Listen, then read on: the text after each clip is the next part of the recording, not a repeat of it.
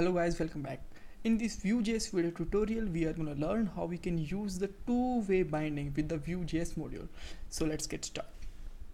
So this is a sample code. This is provided by the Vue.js CLI, and if you don't know how to install with the Vue.js CLI, then you can watch our previous video and the link in the given in the description box. So now let's get started without wasting the time. So first of all, let's say I want to use a two-way binding with this data. I want to change with the input box. So let's how I can do that. So let's first of all just take a text box, and that's it.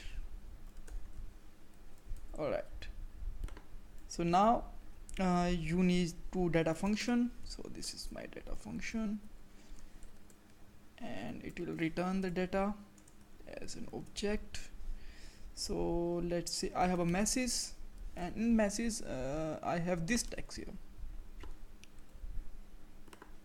Alright, we need to take it inside string, and in the interpolation we can use the message. Alright, so here you can see that we got the same message which is before it as a static. So let's say I want to change it with my text box. For that I'm going to use v.model. That's it, simply, and just write here message. And now you can see that whenever I'm going to change it in the text box, it will automatically going to change here.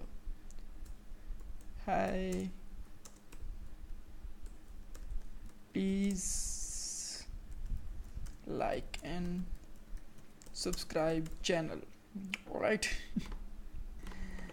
so that's a funny thing. Alright, so thanks guys, so thanks for watching this video, and don't forget to subscribe our channel, and if you have any kind of question you can ask me in the comment box, and please like the video also. Thanks guys, thanks for watching this video.